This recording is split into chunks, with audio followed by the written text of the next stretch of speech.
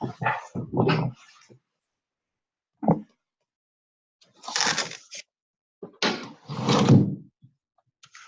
right, welcome to this Zoom call. I'm Nikki Schauder. Hi, Tahira. Hi, T. Hi, Carrie. Welcome. Dave is just taking a few moments and he'll be here to join us, but I will start with Tahira. I see your questions on, let me see here. Let me go to the forums and dig them up. I know I answered them a little bit. How are you? Hi. 1 second, let me see there. There you go. Hi, I can hear. Oh, hi, Carrie. So Carrie, I'll start with Tahira just because she got in first. But I'm so happy to see you here tonight. And then I'm just going to go because it's a Tuesday. Yeah. So there you are. Hi, Tahira. Hi. So is it okay to call you Tahira or T? Oh yeah. Oh well, welcome. This is the first time we have you here online, and we would love to answer your questions. I'm just gonna open what you had here for us in the discussions. You've been doing really, really well with the course, Tahira. And so have you, Carrie. I also have your questions, Carrie. Great. And I am so impressed by your progress. I cannot stress that enough because I feel like, woo, you just flown through the course. I need to. So well done. Thanks. How do you feel? How is everything growing so far and looking? Come on up. You want to come up? Yeah. Hi there. Hi, baby. Yeah. So you remember the sprouts that we did? Yeah. Miss Nikki was helping me do them. So we were excited. I felt really good about the sprout project. Yes. And then I was excited about the course and kind of the guides about what variety of things to plant. Mm-hmm. But then I got a little bit stuck on when it got to sun mapping and soil testing. Yes. Like, oh wow, this is way more serious than I thought it was going to be. Oh my gosh. Deciding what materials to use to do the herb spiral or a raised bed. Those were like the 3 places where I kind of felt like a little overwhelmed. Okay, so no worries. This is like, the sun mapping, it's really mostly observation. We have that sun calculator just in case you're nerdy about it and you wanna Okay. you want to go deeper into it. But you don't have to, you can just, this year, the first year you do this is just observing your garden, kind of observing when the sun doesn't shine in this area. Like, after living here for a while, I know that this certain window gets so much sun during the winter time just because it's at a certain angle. But then during the summer, it actually doesn't, this spot doesn't have that much sun. So just observing those kinds of, just, for now. And then in the master classes later on, if you choose to go further, then you can go even deeper into like, calculating the sun. And there are that would just affect you if like there's certain varieties that you want to plant and you want to make sure you still have enough hours, but it's kind of obvious, like tomatoes need a certain number of hours and you can't plant them in the winter anyway. Right. Don't worry so much about the sun calculation. But the materials for the herb spiral, they can range from anything. They can be rocks that you just get they can be these flagstones, or they can be brick. We've done them in brick that you purchase. It's really how much you can use what you have. If you don't have a budget for it, use what you have. For years, we just used stone, and somebody donated like beautiful solid block rock bricks, and then we were able to make a really pretty herb spiral. Nice. But yeah, so you're depending on your budget, that's how fancy you can make it. But in the end, it's just the herb spiral. It's something to hold that soil in that specific snail form. Right. All right. Mm-hmm. So does that answer? Dave, do you want to add anything to what I said? Yeah, I guess I was just trying to get more of a sense of what you would like to, like, what are your goals for? If you go in the forums, that she's listed all her Oh, sorry, I didn't varieties. see that. Okay. Oh yeah, and I can share it so that you all can see what she's growing. And welcome, Sherry. I see you. All right, so this is your seeds that you guys ordered. Now, you don't have to plant them all at the same time because my concern, I guess, with a number is just since this is your first year of planting. I mean, you can definitely plant all of these, but let's just do it like one tray at a time. And then Dave, for these choices, what would you group together in one flat? So some of these are summer and they start pretty quick. So just going through this list quickly. Let's see, the melon, the squash, the soybean, the cucumber, and the corn. You could probably wait till about, I'd say late March, early April to start those. Since you're in the same area as us pretty much. yes. And then things like peppers, ground cherry, even though they're heat loving, you can start them indoors now because they take a long time to get started. And then the other ones, the cauliflower, the Swiss chard, the kale, and the calendula, you can start now. They're pretty much spring. So you could start those anytime. That would be one flat. So that would be the first flat. Aside from the herbs that you've already received. Let me make sure I got it correct. So in terms of what I should start now in the first tray, it's the calendula, pepper, cauliflower and chard? You can. So the cauliflower, the chard, the kale. So probably you want to mix it up a little bit since cauliflower and kale are both brassicas. It would make sense for you to do the cauliflower first because it tends to bolt faster, whereas kale can take the heat a bit more. So I would do cauliflower, Swiss chard, calendula, and probably pepper in your first tray. Okay. Just because the pepper, even though you can't transplant it until like May in our region, it's going to take a long time just to get started. Oh, I got it. Okay. And then a second tray, you could do ground cherry, kale,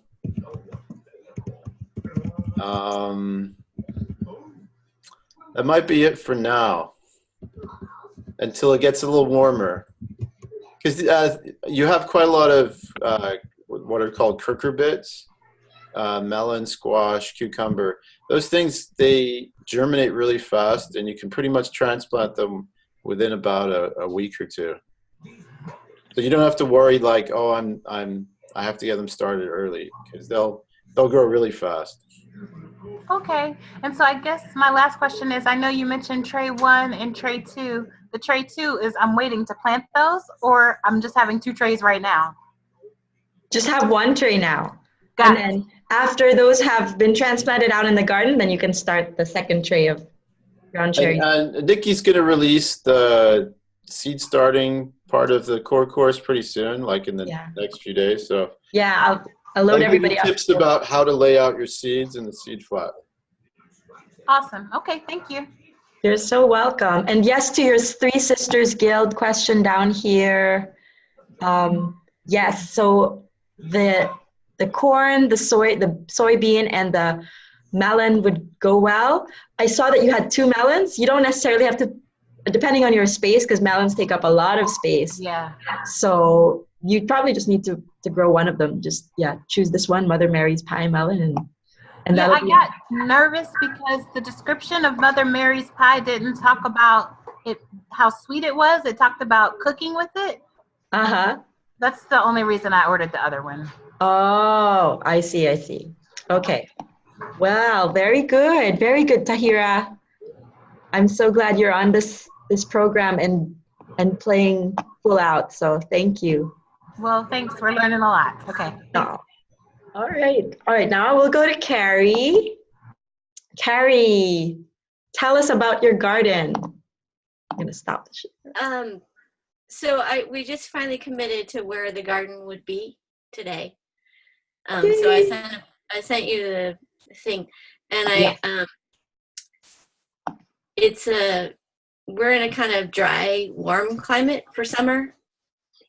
Like it can get to, but it's not like Arizona, but it's it's always at least 85 during the summer. Mm-hmm. So it's on the northeast side of the house, so it gets shade in the late afternoon, which is the hottest time for us. And then I want to start with a hoop house. I put a picture up of one that I saw, and they had instructions how to do it. Oh, and that's cute.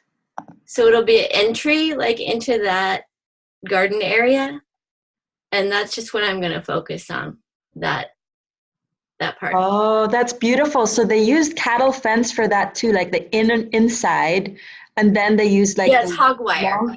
Hog wire. Okay. Oh yeah, it's hog wire. Yes, hog wire. Hog wire. And then there's another trellis over it, so it's like a double layered. In the winter they put the plastic over it. Mm-hmm. And then they grow different things, inside it in the winter. That's beautiful. Wow. Yeah. And then that would go in here in this area here. Yes. So that's all going to get cleared out. That's a lot of work. Yay. But it's okay. This is the year that you're going to do it. This is the year that you're going to do it. Right. And then we'll just do the hoop house and plant that this year, and then get more raised beds after. Right. No, that's great. The nice thing about that is you can use the shade cloth in the summer as well to provide a little bit of cooling. So on those days when you have like 100-degree temperatures, like that can quite a lot of plants stop growing when it gets up above about 90, 95 degrees. So that can be something to just lower the temperature just a little bit. Okay. I love how this hoop house has this like wooden window there, a wooden door too. So this is a kit, Carrie? Yeah. Oh my goodness. Awesome. No, it's not a kit. It's you make it yourself. You make it yourself. Yeah. You make two raised beds, and then you bend the hog wire over. Mm-hmm. And it's 16 foot, so I'm guessing it's gonna be about 6 feet wide. Okay. At the bottom. Yeah. I mean, I'm not sure yet until we get the wire. Yeah. And we've got some wire because it's only about 3. Sorry, go ahead. Go ahead, Carrie. Okay, it's only about 3 feet. Each panel is only about 3 feet wide, so it's only 6 feet long.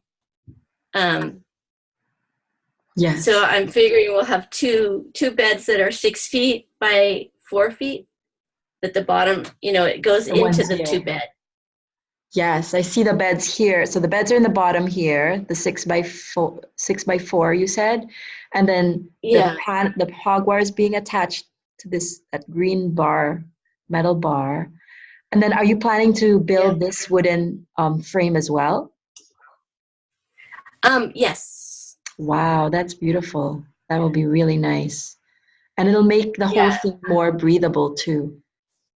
Like naturally breathable, because that's the one thing you don't want you don't want it getting too hot here during the summer. So Right. that's great. Right. But I hadn't thought about shade. That's a good. They have pictures in the summer where the whole thing is covered with vines. Oh, the whole You know, trellis here? things that grow and produce. They have some kind of hanging tomato. I don't know what that Oh, is. there's a tomato called a tree tomato. The whole trellis is covered. So I need ideas for food that grows in vine, you know, that will grow vertically up the trellis. Oh, so you're looking for like some vining plant suggestions? I'm writing it. Oh, I lost you. I mean, I can see you, but I can't hear you. Oh no. Can you hear us now? For a while there, we couldn't hear you, or your voice The was audio getting was chopped up. slightly, Yeah. I'm gonna stop sharing. Maybe Yes. that'll help. There. Do you hear us better now? Hello? Hello? You can see us, but you can't hear us. Okay. Well, we can use the I can hear chat. you. Yeah. You can hear me? Okay, we can hear you. Yes, thank you, T. Yeah, and Dave, we can type it up as well. And after this, I'll email everybody what the next steps are for each of you. So don't worry if you don't catch everything, and they'll be recording. But just the same, your question was what are... I can hear you. I can hear you. Okay. Yeah. The question was, what are vining possibilities for crops to grow inside the hoop house? Is that your question?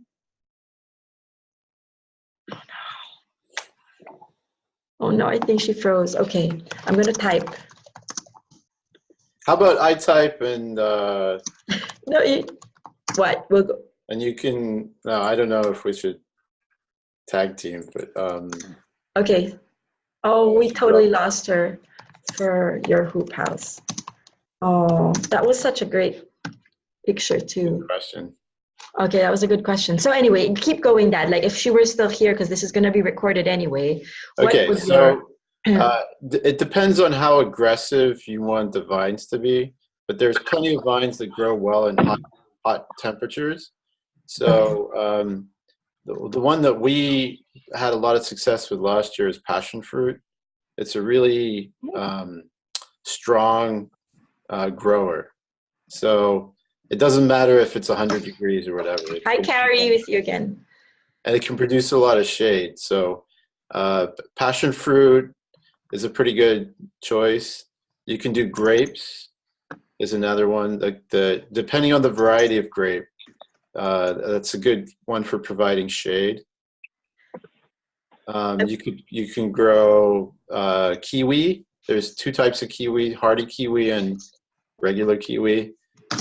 In your climate, you could probably get away with regular kiwi fruit. There's all kinds of. We actually grow a lot of our squash. You can get these climbing squash, especially for the summer. There's a variety called Rampicante, which it produces a summer zucchini that kind of looks like a long trumpet or musical instrument. It's very prolific, and what's nice about that is a lot of cucurbits are susceptible to various diseases, but that one can keep on ticking, so it doesn't really suffer from that. If you plant a little earlier, you can grow cucumbers, although they don't like really hot heat, but cucumbers also climb. Try to think of some other examples. Oh, you can grow a lot of climbing pole beans. If you want a really long pole bean, there's a variety called the Scarlet Runner bean. It prefers it a bit cooler, so you could probably start it pretty soon. But it can grow 25 feet long, and it produces these nice red flowers as well. There's a few examples. We'll follow up and I'm sure there's at least another half dozen that are not coming to mind right now. But I would also say no to the grape though, because grapes are perennials. Unless you want that vining structure to be a perennial thing, and then it becomes like a secret garden hangout. well, Like that's the same with passion structure. fruit. Then I mean, Yes. passion fruit's a perennial. But if you want it to like, okay, reset every year, then you plant an annual. And the other thing though I would say about the grape is She's saying we already have grapes. okay, there, great, yeah, because they won't do well under that plastic. Like they like to breathe and stuff, so they probably want that. That's why they're always trellised on a wire out in the open. But yeah, but the other things that Dave mentioned, kiwi, climbing squash, tromboncino rampicante is one of our favorites because it's very productive and it's very it just keeps on growing and vining, and it's delicious. So thanks. All right, so thank you, Carrie, for your question. Did we answer all your questions, or do you have some more?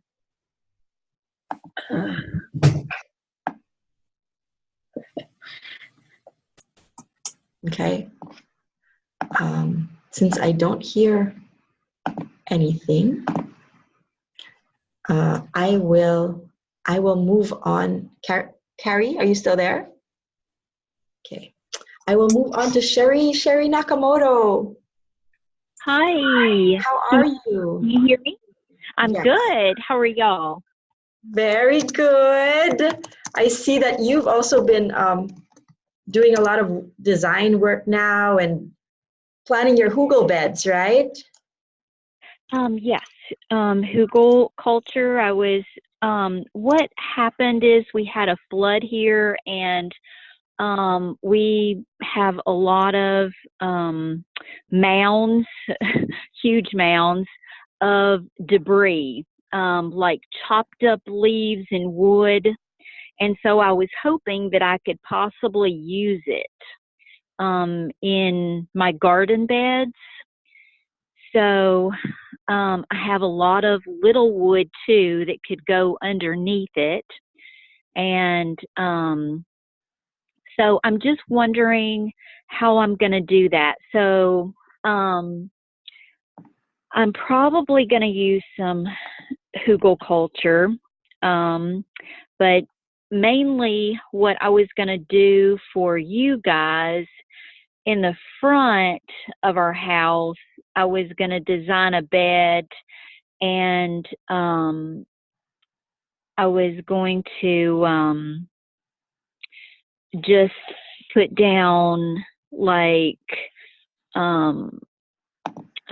cardboard, and then I was going to use some of that chopped up trees that are real pretty fine. Can I use that and then put dirt down? I was going to do some type of lasagna garden for that over there, but I'm going to do the hugel culture too. So the finer branches you would use in front of your house, and then the ones that are bigger you'd use for the hugel bed by the banks. Was that what you were thinking, Sherry? Sure. Yes. Yes. Oh, yeah, you can do that. Just note that the branches, depending on their thickness, if you put them in a lasagna garden, put them in like the bottom areas, because they will take the longest to break down. Sure. Or yes, and so you can certainly do that, and then you can use whatever wood you have for edging. And let me see. Yeah, I think you can definitely. Dave and I were talking about that, because you don't want the river to keep on overflowing, and you don't want to have more and more loss of soil. So exactly. Beds are great. Were you planning on starting that this month, or what was your plan? Yes. Yes. My dad is going to be coming and helping me with that. So yes. So when I use that, the wood and debris, what do I put over that? Like some soil on top of it, and then put like straw, correct? Yes.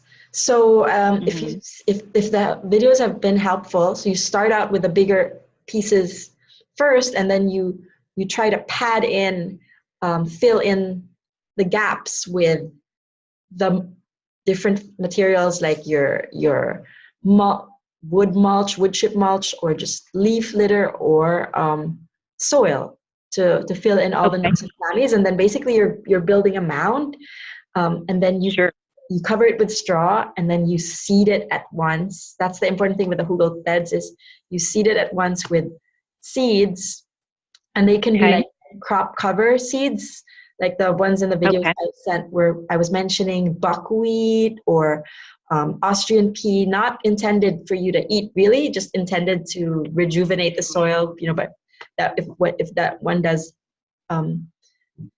intercropping or cover cropping, so those come in really big bags of seed, and then once that starts, the rain comes again, or when it gets moisture, you'll see little by little grass will be growing, but that mound will also get smaller through the years. And then eventually, so you can keep on building it up, or you can, depending on what lives there at once, you can even put a tree right away. And then once you've got trees by the backs, that's going to help keep the soil in, because trees will really be, they love water. So, certain trees do. So they will hold that water and the soil together. So yeah, I need that. We can send you a link, some resources about trees that can act kind of like an overflow filter. Good.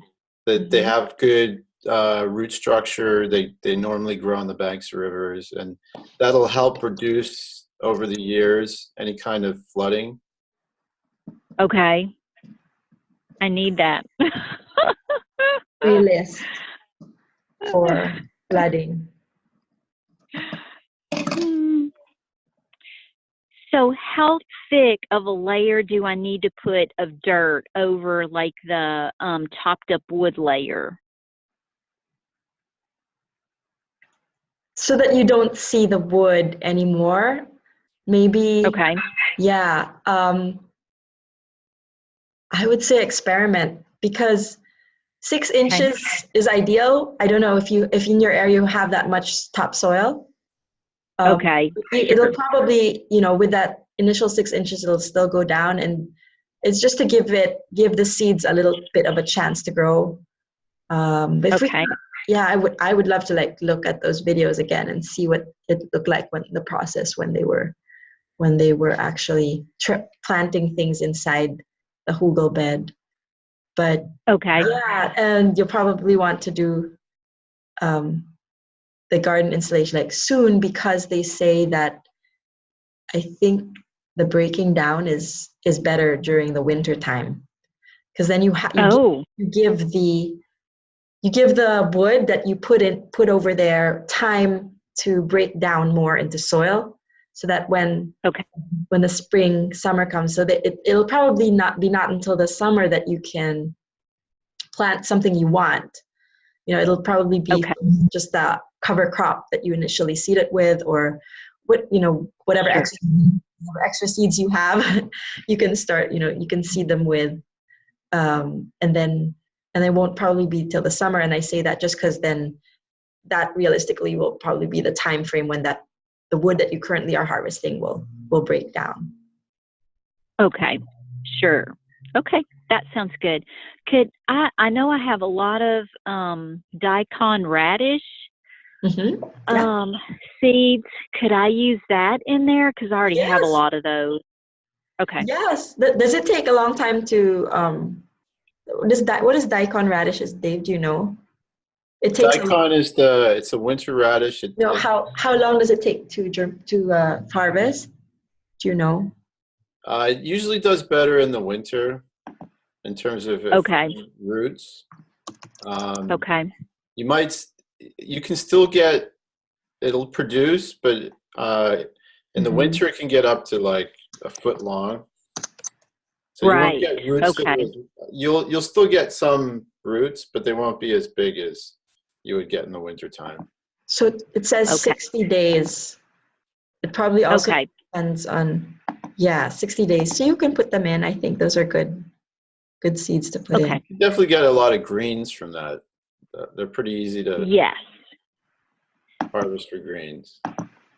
Okay. That sounds good.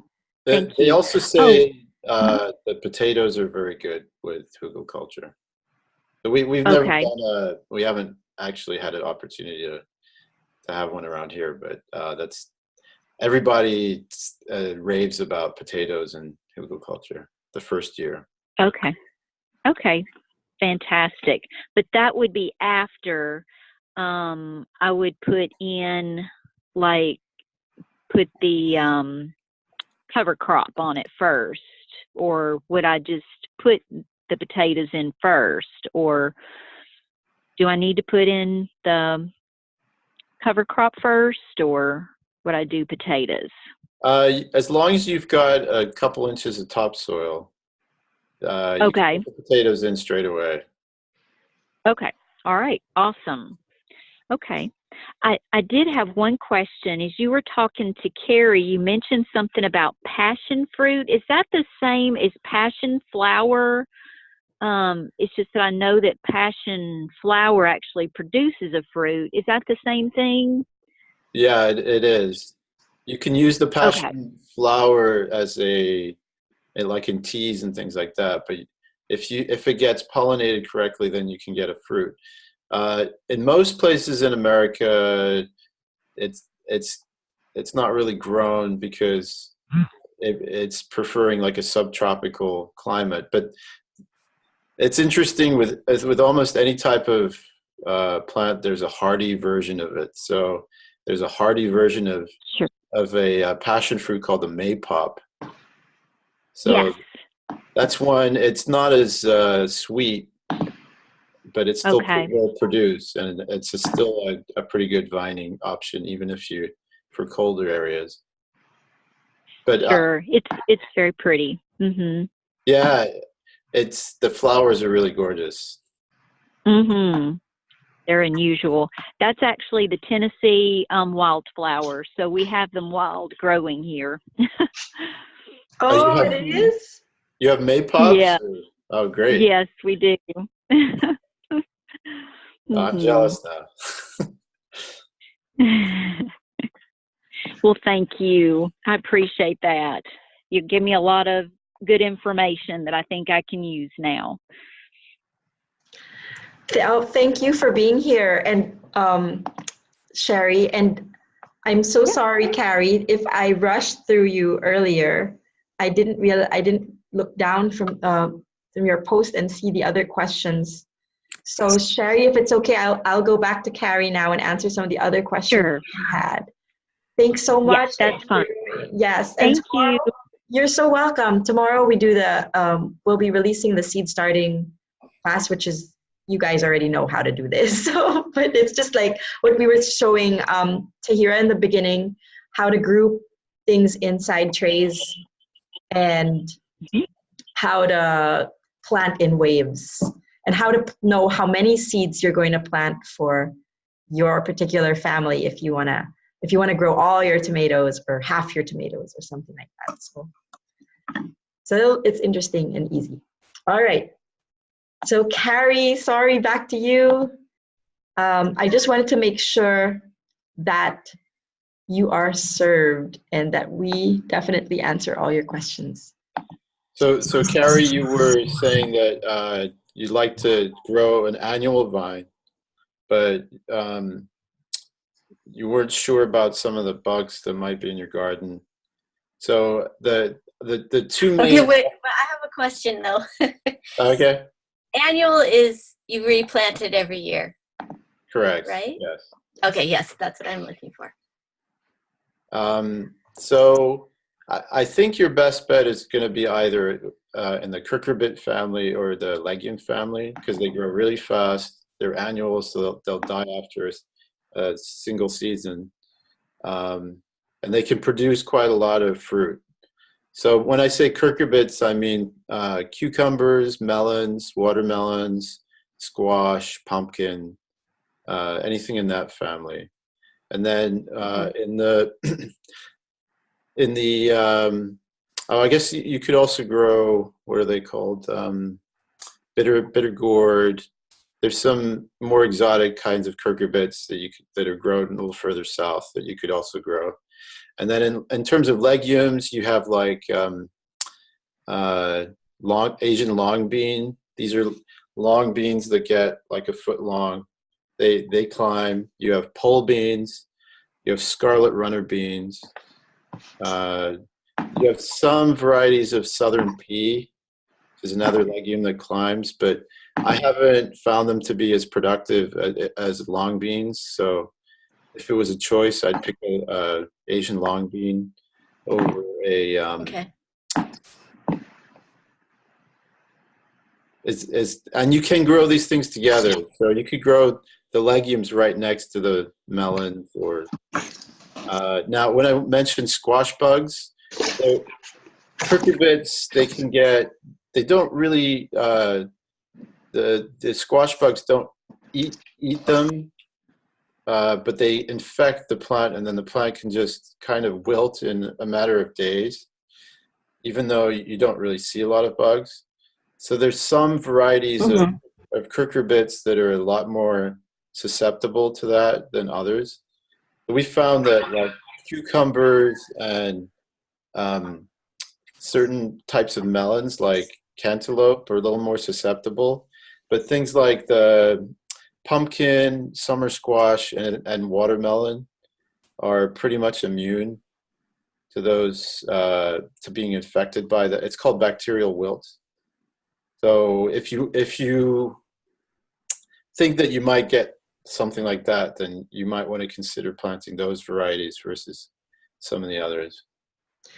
The other thing I'd say about the cucurbit family is don't plant too many of those in the same space, because they kind of are like a wimpy family. So they get attacked by bugs, they get bacterial wilt. So I know for sure, like they're one of the easiest seeds to grow, because you get a melon, you find the seed in the melon, you can plant it again. And pumpkin, same with pumpkin and squash. But then when I had too many of them in the same, I had cucumber, I had melon, I had squash, then we did get attacked a lot, but in the same small space, that is. But then if you have a big space, you can do that. So the interesting thing about cucurbits as well is that even if you only have one of them, they can grow so big and long, and they can be as productive as if you had a lot of plants. For example, I had a single pumpkin plant in one of my beds, and it started out really wimpy, and it took a long time to get established, but then it just took off. It grew like 50 feet long. We got like 55 or 60 pounds of pumpkins. Each pumpkin was about 5 pounds off the single vine. So you don't need to plant a lot of these things to be productive. Now, that's different for legumes. Now, legumes, you can really densely pack legumes. They actually don't mind being pretty close together. And they also fix nitrogen in their soil, so they work well with other crops.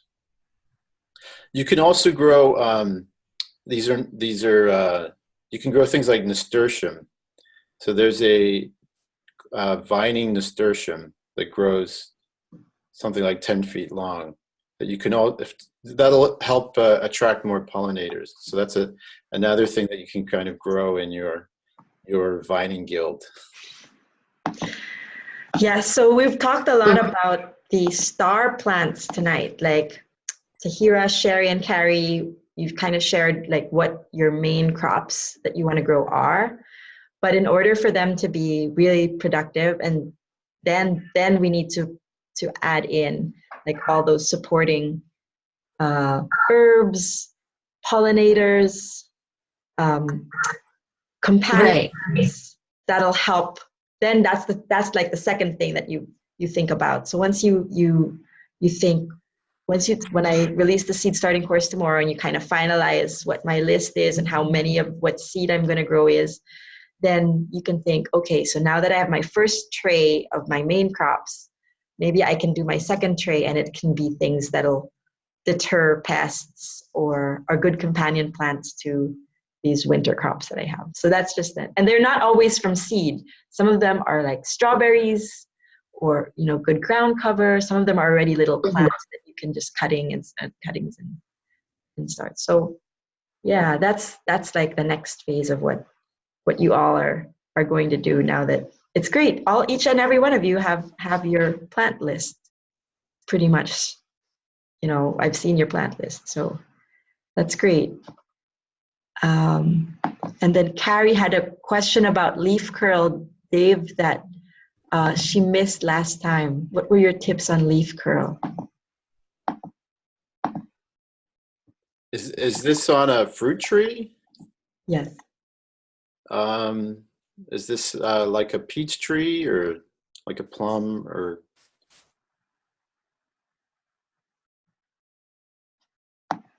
Yeah. Okay. Yeah, I forget. Nectarine, peach, we get it on a lot of them.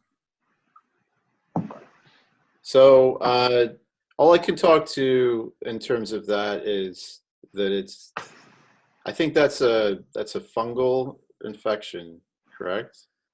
So we can send you some resources. I couldn't hear. I'll type in the chat box. Okay. Here now, but thank you so much, Carrie, for trying to get on. And despite the spotty connection, it must be really hard. But there's basically treatments that you can apply to your peach tree that will help boost it. It's kind of like it has an immune system. So a tree's just like us. It has the same kind of immune system as we do. So there's things you can do that you apply to the roots and to the leaves that help to boost the immune system of the fruit tree, because that's probably the best approach. Aside from growing other trees that would confuse pests that would be attracted to your nectarine tree, you can also apply things to the roots and the leaves of your fruit tree that will help to boost the immune system so that it can fight it itself. I think she just dropped off again. So that's just a Nix, if you just make another note about fruit tree resources. Her, yeah. For leaf curl. And her last question, and I just wanted to say it here so that if, in case, Carrie, you watch the replay, is what was it? Do I need to lasagna garden a raised bed? So I would say no, if your soil is already alive, if you have good soil, and you can tell because there's bugs or earthworms in it, it's dark and crumbly, it's organic, humusy, and stuff grows in it really well. Now, if you're starting with topsoil and you mix in compost, that's fine as well. You can do your own lasagna garden, no hard and fast rule. You don't need to start with cardboard if you have the raised beds already there, because they were, Carrie was saying 4x6 beds, 2 4x6 beds. And you can certainly plant your lettuce, your tomatoes that you had mentioned on the forums. So well done, Carrie. This is a lot of planning and pictures and seeds that you've already purchased. She's going to grow Principe Borghese, Dad, and Get Stuffed tomato. These are varieties that we've grown ourselves. So they taste good. The Principe Borghese tasted really good. It's a small cherry tomato, yeah. Mm-hmm. They're not vining kinds though, right? They're the bush. But you know what? You'll still need the trellis or some sort of a stake to help support the plant as it grows up. Yeah, some indeterminate tomatoes can also get 10 to 12 feet long. Right. They're kind of vining. You have to give them a little more support to guide them along the trellis, but you can also have them climb on a trellis support like that. Okay. All right. Well, does anybody, we still have 15 minutes for anybody who has any other questions for us or any other thoughts, any other improvements on the... I had a sprout question that I put in the forum, but I haven't checked it to see if you had even. Oh, I think I just answered it. What was it on... The jars, the sprouting jars? Yes, the sprouting jars. Okay, good question. Yes. When we had a sprouting challenge a few years back, we had that same question over and over again. And that's because most, like I'm Asian, so we have a lot of in our cuisine, we use like mung bean sprouts, and you don't want, the mung bean sprouts that we use are actually the root and the, now I forgot what you call it, the first thing that comes out, the cotyledon or the root of the sprout, and that's how we eat it. We don't wait for it to go to like leaf stage, green leaf stage. We eat it with whatever stir-fried things. And when we eat it that way, it's so much easier if you sprout it in a jar, because all the seed needs really is water, which has initial nutrients anyway for it, and most of it is already built in its seed, that to burst forth into a root and a top shoot. So since water is kind of cleaner than soil, then you can easily just from there rinse it off and then put it in your, rather than taking all the individual dirt particles, from the roots. But if you want, what's nice about sprouting is if you're interested in the greeny parts like sprouts and alfalfa, then you just have to snip it with your scissors, and the soil helps keep it alive for longer than in a sprouting jar. It would kind of become soggy and wet and gross already after that time. So that's the only difference. It's how you were kind of raised with, if you want to raise your seeds so that you can eat the roots as well, then you would do the water jar method. But yeah, good question. Thank you, T. Okay. Anyone else? No one? All right. Well, we hope you've answered all your questions. We will follow up. Oh, you're welcome, Tahira. Thank you. And each one of you guys are doing great in the courses. Keep at it, keep growing. Don't, this is a nice, easy time. It'll get really busy when the weather gets better and not so cold. But when that happens, you guys will be ready because you've planned so much. So we will follow up with an email tomorrow morning, if not tonight, on all these questions that you've had in our answers or our links. I think, Sherry, for you, for that Google bed, it's just about getting out there and, and doing the work at this point, because I think you know what to do and you've seen it. So I'm very confident that you'll learn in the process and you'll have a great bed. You can't go wrong with a hugel bed because wood breaks down eventually.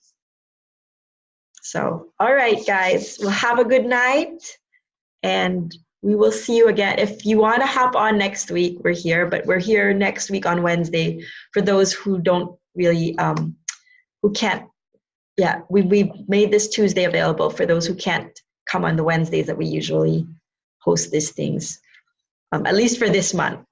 But next week we'll be here again on Wednesday night. So, all right, take care, everyone. Good night.